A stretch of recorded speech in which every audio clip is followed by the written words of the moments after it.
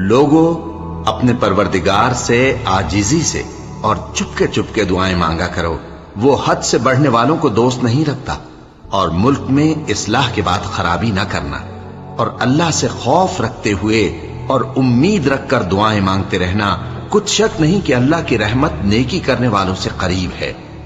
اور وہی تو ہے جو اپنی رحمت یعنی بارش سے پہلے ہواؤں کو خوشخبری بنا کر بھیجتا ہے،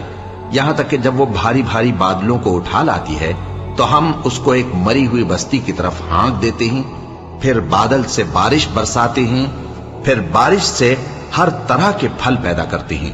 اسی طرح ہم مردوں کو زمین سے زندہ کر کے باہر نکالیں گے۔ یہ آیات اس لیے بیان کی جاتی ہیں تاکہ تم نصیحت حاصل کرو۔ اور جو زمین پاکیزہ ہے اس میں سے سبزہ بھی پروردگار کے حکم سے نفیس ہی نکلتا ہے، اور جو خراب ہے اس میں سے جو کچھ نکلتا ہے ناقص ہوتا ہے۔